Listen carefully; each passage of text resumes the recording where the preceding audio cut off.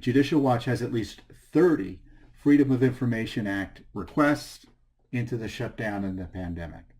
So we're looking at it, and obviously we're monitoring the situation and are considering when and where possibly we could file more direct lawsuits to stop some of the worst form of oppression. But I do think the good news is, and there is some good news here, when you look at the states, and I encourage you to go online and check out where, my guess is you already know this since you, I hope, are tracking this pretty carefully, especially if it's your own state. But when you look at all what the states are doing, it's all bending towards opening up. Opening up. The states are opening up, despite the media efforts to suppress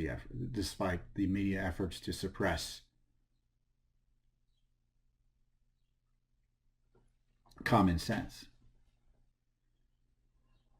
Florida is opening up. Georgia is opening up. All these states are gearing towards opening up. Even the District of Columbia, I was complaining about how slow that process is.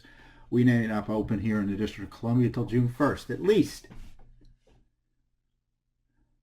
Which is a calamity, by the way. It's a calamity. But at least they're beginning to do something about opening up. But forgive me for being a little urgent here, but every day our economy doesn't open up is on tens of thousands of people being needlessly unemployed. And if we're going to get the economy back up again, we need to turn it all on. This sort of phased, incremental approach, that's just pure socialism. It's not necessarily socialism in the sense of the economic takeover of the economy, the takeover of the economy by the government. It's planning. It's the socialist engineering of society. That company can open, but that company can't. It's appropriate to go into that store with social distancing, but it's not appropriate to go into that store with social distancing. And we're going to adjust it as if the experts know and the politicians know how to run an economy, the greatest economy in the history of man, from governor mansions around the country. Did you hear Andrew Cuomo the other day?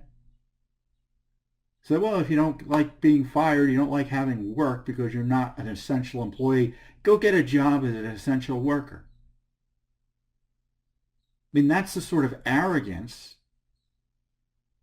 and tyrannical thinking that, in my view, should require the Justice Department to go in and rescue the citizens of New York from their governor who is suppressing their freedom without any foundation.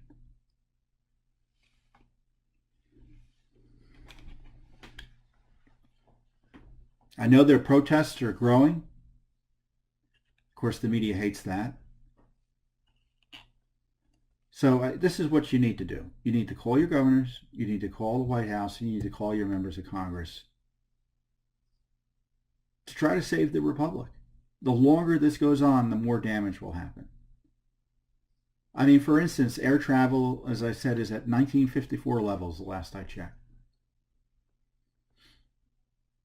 I don't know what the hotel industry, I'm sure all the travel and tourism industry is effectively destroyed.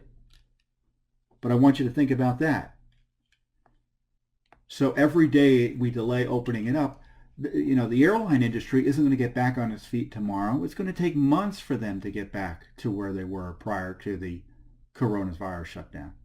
It's going to take months. So the longer we delay, the longer that recovery is stalled for not only the airline industry, but these other industries.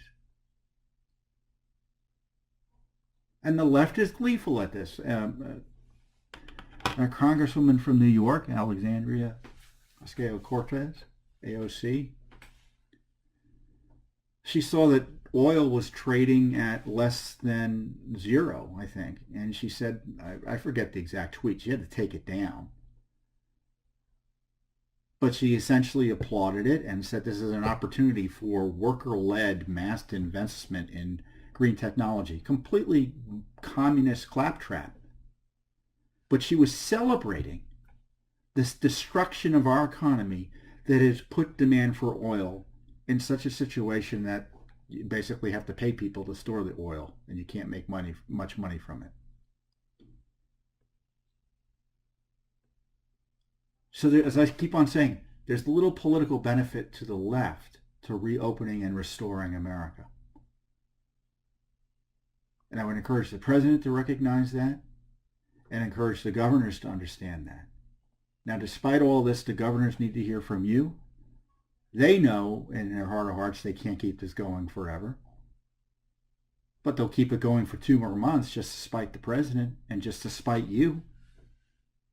So this is why you need to contact them. And of course, Judicial Watch is going to continue to do its educational activities to try to not only protect your freedoms and rights, but to kind of get the government back to its lawful status. Because too much of what the government is doing right now in the states is unlawful. And the courts are going to be hesitant to curtail it. So it really is going to take citizen activism in order to protect your own rights. We'll do what we can with the tools we have, but you have to recognize that your right to petition your government, however restricted, could still be key to helping get this country back to where it belongs. Thanks for tuning in. Be sure to subscribe to our YouTube channel to catch all the latest news from Judicial Watch.